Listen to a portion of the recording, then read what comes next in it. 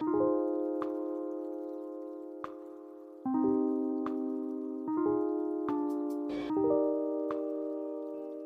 and welcome back to the Indiewood podcast, where we talk about indie film and the many hats indie filmmakers have to wear in order to make those films. My name is Jaroslav Altunin. I'm mainly a writer-director. I've done cinematography, I've done editing, I've edited for 15, 20 years, and I've done literally almost everything under the sun in some little capacity. And with me today, I have a very wonderful special guest that I've been wanting to talk to for a long time. He's an actor, producer, and director, right? Yeah, Uh, been called worse. Gene Gallerano, welcome. Thank you. Yeah, welcome. We have met many, many times through friends and I guess family now. Family. But we've never actually had a sit-down conversation. It's funny that our first conversation that we're having is recorded and is going to be on the internet for all to see forever. Dangerous. I like yeah. it. But so I guess I'm curious to kind of learn everything about you because I've heard a lot, but also we've never had a conversation. So tell Cool. me a little bit about you. You're an actor, or were an actor. No, currently still an actor. But for the last couple of years, you've grown into a force of nature, I think. And I'd love to hear more about how you went from wanting to be a creative to then kind of finding your path to where you are now, which is a true multi-hyphenate, an actor who's acting, a director who's making films, and who's a producer producing those films. Yeah. Well, as one of my mentors, Austin Pendleton, great actor, said, this business does everything it can to beat you away with a baseball bat, and you just got to keep coming back. And so, here I am on this couch. That's funny you mention that because there's a similar thing in writing where it's like you have to make a script so good that by the time it gets through the barrage of notes that beat it down into submission, it's still good. Yeah, and you can't lose your way, like your North Star, your voice, your path. No. Yeah. No. It's super easy to do. Yeah. So when I first heard about you, it was 2018, 2017. You were doing a film with my wife, and it was two films. It was June and Mariposa, which I thought were great, which were really cool because you had built this set in some guy's apartment, the director's apartment, and it looked like an old timey, what do you call homestead, right? Yeah. So tell me more about that. Like, how did you? Because it looks like you're on set or like on location, but no, it's like some guy's apartment in North Hollywood. Yeah, that was with my friend. Shout out Will Pashota. We're actually making a feature film right now. No way. A horror film that we're about to shoot. Oh, that's with Will. Yeah, Okay. and hilariously, we did build that set in his apartment. I am currently making a passion project documentary film where I have built a vintage pirate radio station in my mother's loft space. So I haven't progressed at all, or I'm up to the same old bag of tricks. I don't know. But yeah, those were short films. Acted and produced in those. Your wife was absolutely a treasure to work with. What made you kind of just pull the trigger on building a set in a apartment in a loft? No, sorry, studio apartment in North Hollywood instead of like going on location? Or was it a budgetary thing?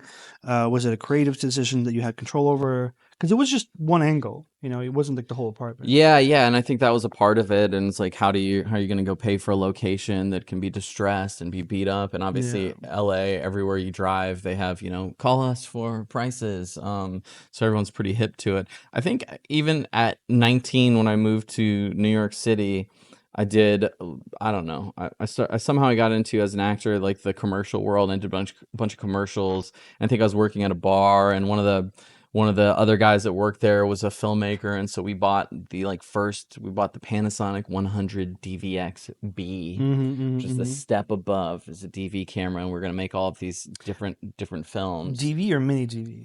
I think it was DV tape. Like It was mini this DV big, tape, mini DV. So mini DV tape, for those at home, is magnetic tape. It was like not a VHS tape, but like a small little tape that you put in a little camcorder and record whatever you want on it. I had an XL2, Canon XL2, which was Oh, my cool. mini Yeah. DV tape. I shot on that for a long I time. remember that Yeah, camera. yeah. Yeah. Hmm. We bought it to make all of these, we're gonna make a bunch of stuff, and I thought, oh, let's just make a feature film instead. And so we did. We made our like first feature on that. It's awesome. My wife directed and wrote that. I think you do those things out of necessity. Like I said, I'm making this documentary right now on this country musician named Joshua Ray Walker, out of Dallas, and I'm from Dallas, Texas, and we grew up just really like a mile apart. And I felt really I discovered him on Instagram, and I just love this dude. It's not that I'm a massive country fan. I am Texan, but I discovered him, and he's just this beautiful, beautiful creature of a man. And he's got this angelic voice, and he tells these stories about characters. And so I found this guy, and I was like, oh, I would love to make like the country music version of Once, Okay. with this guy. I Yeah. was like, I'll do that. But I didn't know him. I saw him. I was going to Europe to do a score for a TV series I was working on, and I saw him on the plane. I Hmm. was like, holy shit, Joshua Ray Walker. We can cuss on this, right? Yeah, Like, you're holy good. shit, Joshua Ray Walker. You don't know me. My name's Gene Ray. I was like falling flat already. But I was like, as soon as we take off, I'm going to come talk to you. I talked to him for like 6 hours, and I thought we just hit it off. And I was like, this is a done deal. I sent him my like, contact as soon as we landed, sent him all my stuff. I gave him the full pitch, I got every elevator pitch I could. But I was like, we're going to make something. He didn't respond. So I hit him up like the next couple days, hit him up a week or Yeah. two, Hmm. hit him up again, no response. Then eventually I was like, man, wow, something, maybe my like gauge was off. He wrote me 3 months later saying, Gene, I'm so sorry. When I landed, I ran into some health concerns, and he was Oh. diagnosed with cancer. And so he had to cancel this tour, and this is going to be a big break tour for him. Oh And man. so he wrote me 3 months later, and that was this year. And he said, hey, do you still want to make something? And I was like, yeah, let's figure it out. But now I had all of these, and this is getting to the question. I had all of these, um, boundaries, right? I got a guy who's actively going through chemo, so he's got to do chemo, and he's got to go down a little bit because he's going to be banged up from it. Hmm. B, he's on the road, he's in Dallas, Texas. I have family. My dad lives there, my sister, but I don't live there, Yeah. and I don't have a team there, and all of these things. I'm immediately, as you are as a indie filmmaker, you're confronted with all of these obstacles, and I was like, what do I do? And so I had this TV series that premiered at South by earlier in the year, and I fell in love with the moderator, this dude named Bob Ray. And I was like, Bob Ray, I love you. We got to be friends. And he was just looking at me like I was insane, but he was a wild man, like genius poet himself. And so I texted him. I said, hey, I'm going to try to check out this guy. I'm going to try to put a film together. I don't know what it is. Do you want to come on the journey? And he went and talked to his wife, and his wife was like, you don't know him? And he's like, no, I met him at this Q&A.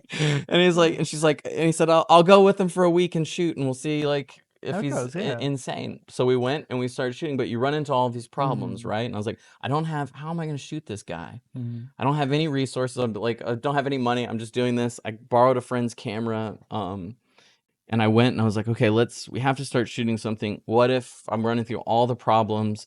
Like, I can't rent a place. How am I going to rent a place that's going to let me open end shoot? I want it to be like have a great production design and production value. But how do I do that every 2-3 weeks, every month or something? Like, and I don't live here. How do I do that if I don't have full access to the space? So then I'm going through and I'm like, I can't do it in dad's garage because it's Texas. Yeah. It's 200 degrees. We'll die. Mom's loft space where all the grandkids say, Mom, hey, I need to make a movie. She's a legend. Shout out to Mom. And I was like, can you move all the grandkids stuff out of the loft space? Because I got to build a set up there. And she's like, for sure. For how long? And I was like, I don't know, a year, maybe like September 2025. I don't know. So I called Bob Ray and I was like, hey, I have this idea of like making a radio station. And this guy was great. He happens to be an amazing art director as well. And like Bob. this Bob. And so he's got all of this stuff. And so we just powwowed a little bit and we ended up building this set. And now what's happened by doing that is like we created instant access to it whenever we can. Hmm. It doesn't limit us in terms of like timing. We can go around Josh's schedule and like his health situation and like jump things. And it also created this amazing value for us because it looks amazing. It's phenomenal. And it's given us a language for the movie, Yeah. which is really cool. And like you have to kind of roll with those things as an indie filmmaker. Like the obstacles they can prohibit you in some ways, but also if you look at them as like, what's the opportunity that I can get out of this? and I think that's kind of how you have to look at it. So whether you're in an apartment in North Hollywood, or you're in your mom's loft space in Dallas, Texas, or on $100 million set, you're gonna have obstacles. Like, those things happen. And how do you turn them into just opportunity for you? I like that because I feel like no matter where you are on your budget scale, you have to be, or not you have to be, but the people who are scrappy are more innovative and they can kind of pivot on a dime, I guess would be the right word to use. And speaking of pivot and kind of you talking about all these, situations where you make something out of nothing, it feels like. Granted, you have like a lot of these pieces and you put them all together, but it does feel like you're just kind of pulling things from thin air. And I love this mentality that you have of just kind of, there's a feeling of like ingenuity there. And I feel like that's the same kind of energy you bring to your journey, which is you went from acting and I think it was 2018, 2017, and you were just acting, I think, right? Hmm. And then over the next 5 years, you did a complete pivot to becoming a director and a producer and an actor, and you won an Emmy Yeah, yeah, for a documentary you did during the pandemic called The First Wave. yeah. And so you were telling me a little bit about this story of how you kind of, if you want to share that here, if you don't want to, we could pivot No, somewhere let's do else. it. Yeah. Yeah. But tell me about, you in like 2018 to you now in 2025. Like, how did you bring that energy to your life and change your creative direction? Because I feel like we're all doing creative things not because we want to like get rich and make money and like have a stable career. Like, you don't become a creative for those things. I want to You get rich and make money and have a stable career. I just can't figure out how to do it. well, you're doing a great job of doing it with your creative pursuits. So, anyways, 2018, you're acting. You're making. I think it was June. You made June in 2018, right? Hmm. Yeah. How do you get from June as an actor to an Emmy award winning producer? Yeah. Well, I had made it one documentary film called Starring Austin Pendleton, which is Mm-hmm. the mentor that I quoted out of the gate here. And he was very formative in terms of how my approach to acting and the arts, and how you look at life, from the point of view of an artist, and how you look at navigating a career, and how you try and get a career. And so I had a really good buddy, David Holmes, shout out. We thought we should make a documentary film on Austin. He told the best stories of all time. We'd sit in class. This dude was the original rock on tour. He's worked with everybody. He's got the best stories. He's talking about shouting out. He knows everybody. And you learn so much from all of his stories and all the experience he's had. This guy's had a lifetime in the arts, and it was amazing. And so David and I were like, we should make a documentary film on that old mini DV Mm-hmm. camera. And David's like, "You got a camera?" I was like, "I do." I was like, "I do." I don't know how to turn it on, but yeah. And so we just started shooting, and Austin was on board, and we're like, "Man, we can get the best celebrity interviews. We know that these people will show up." And so we started just filming with Austin, and it's hilarious looking back on it now, because the technical mistakes we made are just the absolute worst. But it had this authenticity and this vibe of Austin, like Austin navigating the streets. Like, he's kind of a quirky, eccentric dude, Mm-hmm. and he navigates the streets in a really particular way. And I felt like the way we shot it, like, felt true to that. And so we worked on this doc. I mean, it was a couple years, and we're trying to figure out, we're making a documentary, and we have all these ideas, and we start interviewing all these amazing people like Meryl Streep and Philip Seymour Hoffman, Ethan Hawke, and Natalie Portman, and Peter Sarsgaard, Maggie Jill, Jaja, blah blah blah blah blah, like tons of people. And I was like, this is a fucking shoe-in. I'm about to hit it big time. And so we do like a GoFundMe or some Indiegogo. I don't know what it was, for like $13,000. I mean, this Mm-hmm. shows you what I think, like, how much it takes to Yeah. make a movie. Like, whoa, Mm-hmm. $13,000. And we edit the movie, we make this feature film, and I think it's like 80 something minutes. And And this is a documentary. it's a documentary film, and it's like 80 something minutes. And we submit it to every film festival, and I was like, great, this is my fast pass ticket. This documentary on this character actor. And it gets rejected from everywhere. Mhm. Everywhere. like everywhere. When I mean everywhere, every Okay. corner. How many festivals did you submit I to? don't know, too many. It's Okay. been, a ton. It got rejected from Hmm. everywhere. And so I was like licking my wounds and thinking, what happened? This is a disaster. And everyone's trying to figure out what to do. And I was like, I don't feel like my total instincts were incorrect on this. I feel like there's something here, and I'm missing the message. And so one day I got the idea, I'll just take, and I'm not an editor, but I was like, I'll just take the MOV file and I'll pump it into the whatever the editing software is, and I'll just select my favorite scenes from the movie and just throw them into a timeline. And it ended up coming around in like 21 minutes or 20 minutes. And I exported it and sent it to the team. And I said, "Hey, what if we repurpose it as a short film?" Uh, and they're like, "This is a great idea." And so we repurposed it, we recut it, we kind of like did it as a short film, and then it got into Tribeca, and it got sold to blah blah blah platforms, and played 100 festivals, and it was like a great lesson in terms of like, oh, something's there. It might not be right medium. Hmm. So I feel like in terms of, I learned a really valuable thing as an artist, and I feel like we always talk about finding your voice, finding your North Star, and you do not get to control when that happens to you as an No, no, you artist. don't. You have no control over. I wish it happened to me at 15. I'd be on a different ride, but Yeah, it doesn't always yeah, happen. And no. so I had, in terms of career trajectory, I think that was a really, really important lesson for me to learn. And, I was always really fascinated with, being an actor is awesome, but all of your power goes towards other people making the decisions to give you a job. I mean, Mm. you can be talented, but you still need breaks. And, and that's like a lot Yeah, of the art. You really need other people to give you the opportunities. that's And why a lot of I think actors now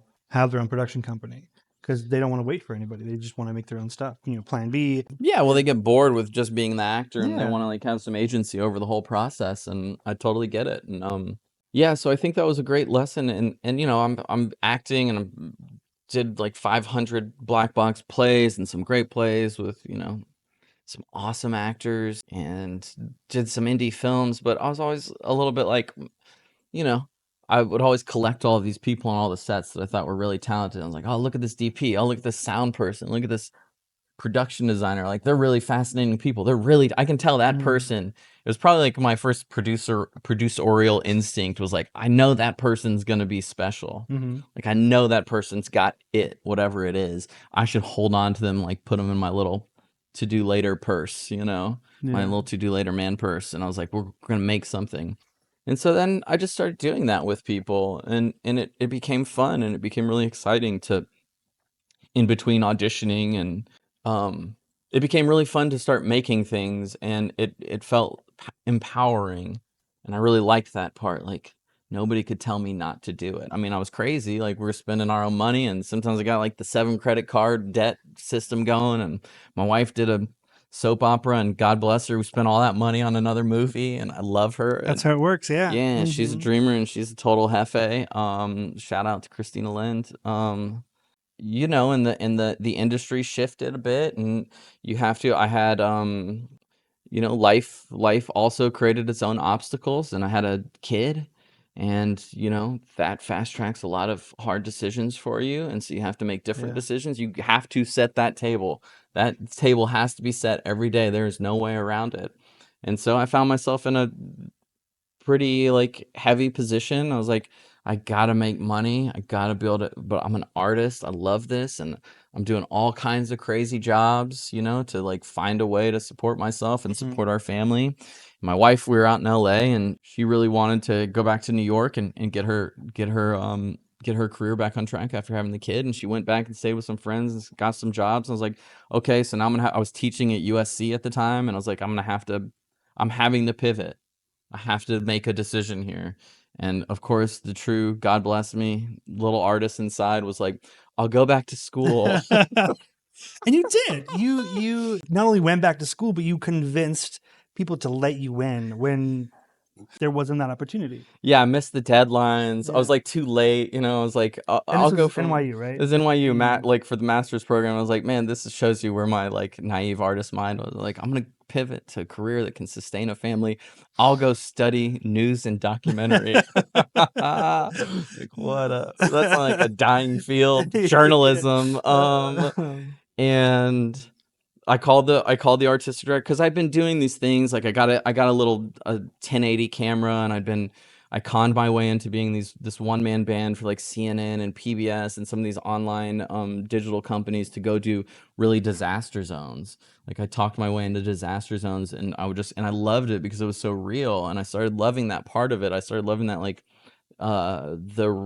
people in real circumstances and telling real stories, and I love the egalitarian nature of disaster zones that would just destroy whole places, and everyone was like in the same path and in the same footing, for that small moment. And I just like the human component of some of it. I mean, I know it sounds weird, but there's just a humanity that was coming out, and I was like, oh, that's real, that's nice. Yeah. Well, it's a story that needs to be told, and I think not a lot of people have the courage to go there. I mean, I remember we was 2020, and we were pivoting as well, and we heard about you, and you're like, oh, you were in Hong Kong, like in the middle of riot and filming, which was insane, but also I think necessary. What was happening was a voice was starting to come out, Mm-hmm. which you always have glimmers of, and that's what you're chasing all the time.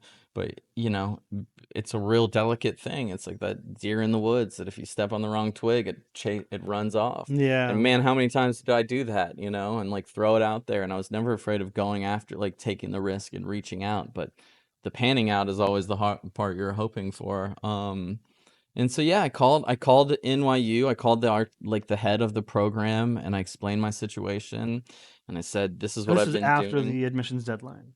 Yeah. After, yeah, it's all closed down. You couldn't even apply. And I said, here's the deal. And I just kind of like did my thing. And I was like, if you give me a little bit more time to talk, I promise you'll like me. I'll be a value add. And so then she was awesome. Marsha Rock, shout out. She was awesome. And she said, okay. And then I said, but the catch is, I have a kid. I have $0. I can't pay for this. And I said, so you have to pay So for it. let me in and also give me a scholarship. Yeah. But they did. And they did, and it was awesome, and I'm so thankful. And I went there, and I'm like, great, now I'm in school. I'm in this NYU. I've got an NYU, woo, Yeah. and I've got the scholarship, Yeah. and I'm like following it. And journalism, super precarious, but I loved all my teachers. They were awesome. But I still have real problems. I got a family. I still have real Yeah. problems. I got to set the table. And I was like, school's great, but it's not like it's not filling the bank account right now. And so I put the very first resume of my life together, because I always had like agents or managers. I Yeah. didn't know you had a resume for like Yeah. jobs.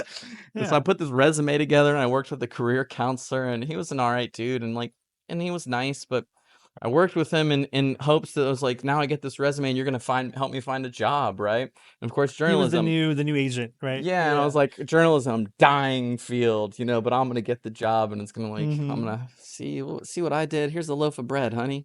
Um, and I remember putting it together, working with him, and sitting in his office. And he was this really cool dude, and he was a filmmaker, but he had this massive poster in his office of the movie Do the Right Thing, and had these 3 actors on the cover. And one of them was this old friend of mine who'd been in 2 movies.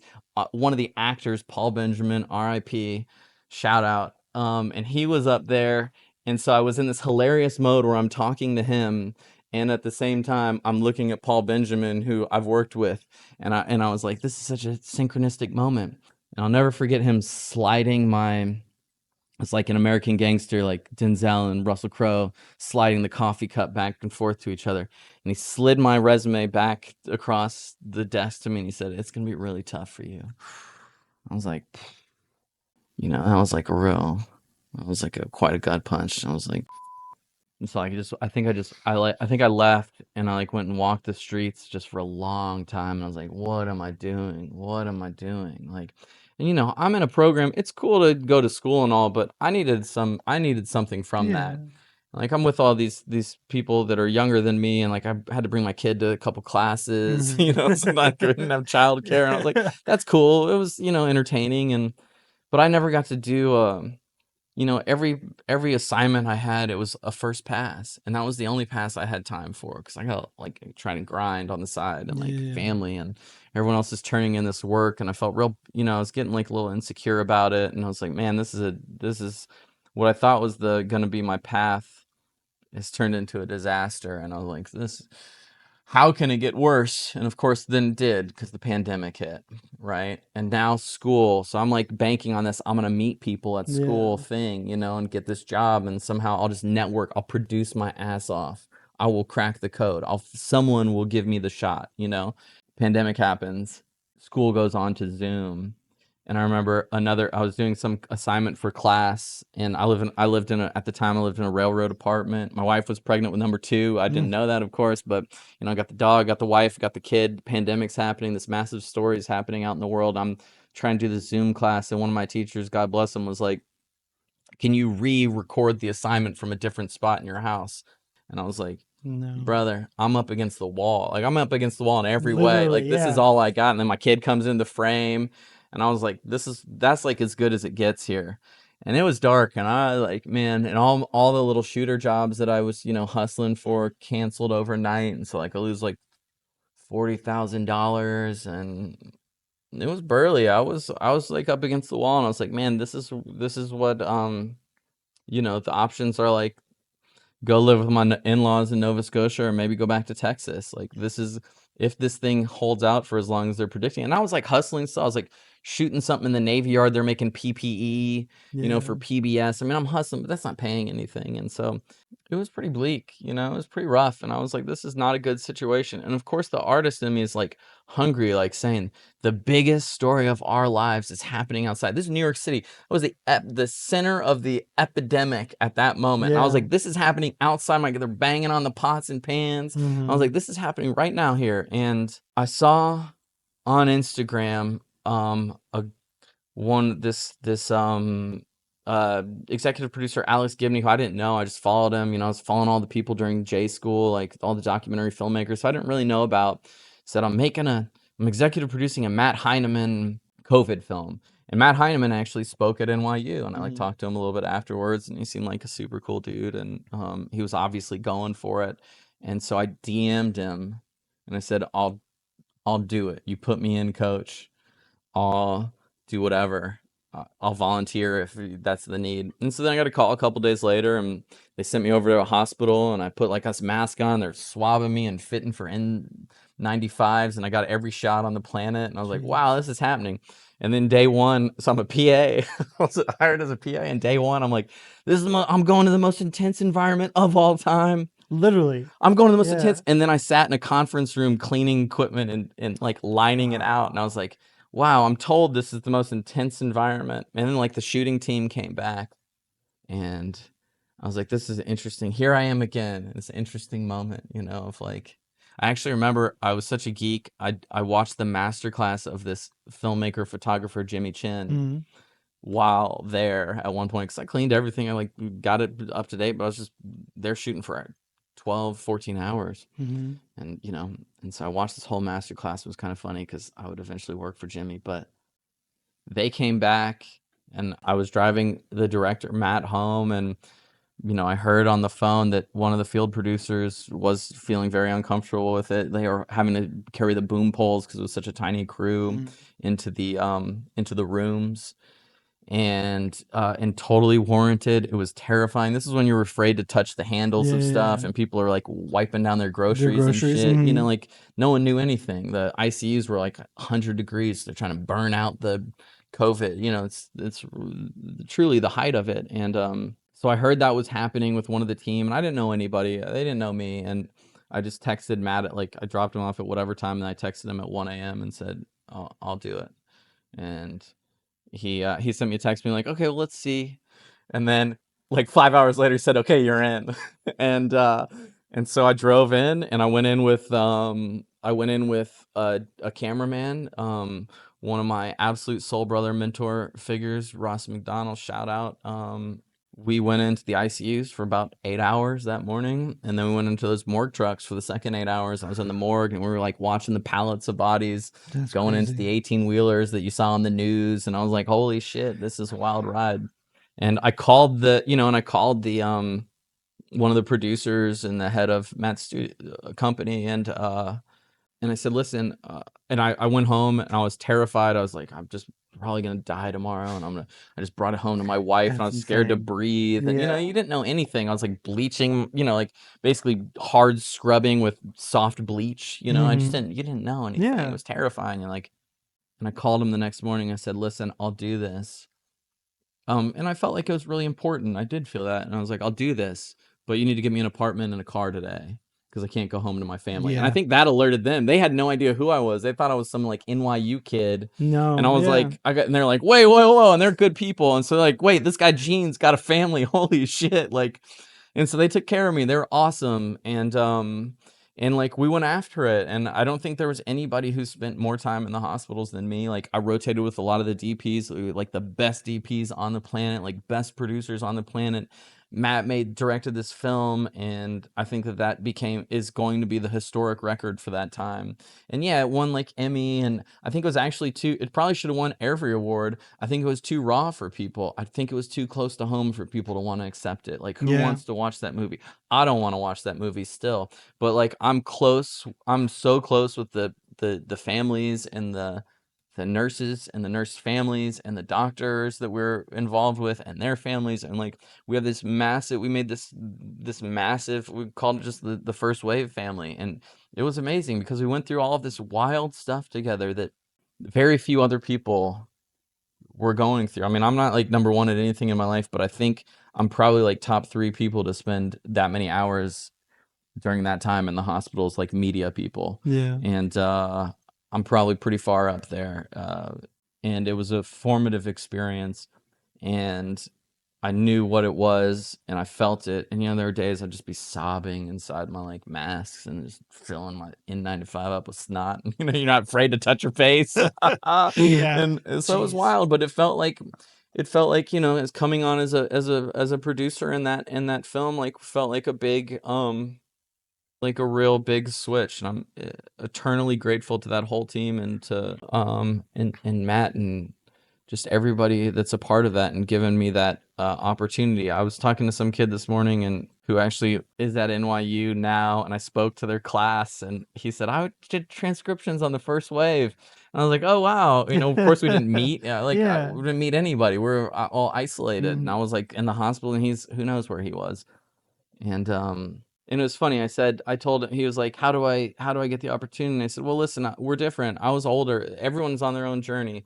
And I was like, I heard one of my friends that was an actor was like, got his big break at, whatever age. And he's like, they called me an overnight success. And he's like, I've been doing this 25 years. It took 25 years to get an overnight success. Yeah. And I Yeah. felt like that was a big moment for me, but I earned it. I was ready for that. It could have been a lot of things. It happened to be that, but I was exactly the right person for them.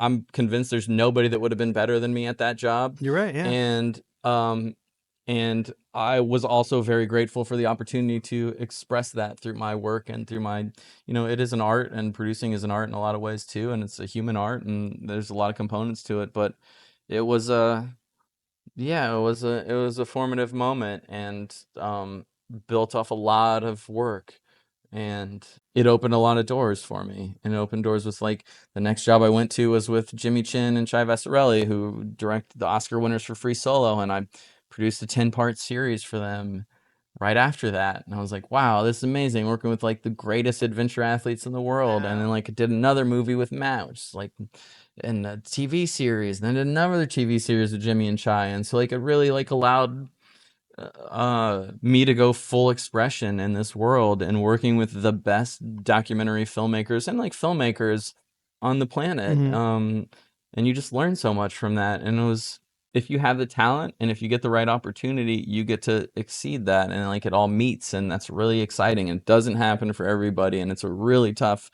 God bless everybody wants to be in the arts. It's an affliction. You got to have It it. is. It is. As Yeah. one of my other mentors, Carl Bury, shout outs used to say, it's an affliction, you know? That's a good label for it because I feel like we're all a little sick. Not to kind of piggyback off the COVID conversation, we don't want to do anything else because we are afflicted. Yeah. Coming back to what that student asked you, He's like, how do I find the opportunities? And I think hearing your journey, hearing everything you've been through, it's less about finding the opportunities because they're there. It's about knowing when to take the opportunities or having the courage to take opportunities, because you've prepared your whole life for that one moment where you said, tap me in. And they did. And, you told an incredible story. And you're right. I think it's going to be part of the historic record. And I think we all should be thankful for that we have that look inside a very scary moment in history. So yeah, I feel like for those listening at home, the opportunities are there, and sometimes they're difficult, and sometimes they're scary, and sometimes you don't know what they are, but you need to take them, you know. Yeah. And with that, I think we'll end episode 1, and we'll come back next week and we'll talk about creative pivoting, because I feel like you've done a lot of that in your life, but also in your creative projects, and I think there's a lot to learn there. Yeah. So Gene, thank you for coming on the pod. Yeah, And thank then you. we'll see you next week. All right. Bye, everyone. Thank you for joining us at the CFA studio for another series of the Indiewood podcast. You can find the podcast wherever you find your podcasts or on YouTube at the Cinematography for Actors YouTube channel. See you next week. From the CFA network, Cinematography for Actors is bridging the gap through education and community building. Find out about us and listen to our other podcast at cinematographyforactors.com. Cinematography for Actors Institute is a 501c3 nonprofit.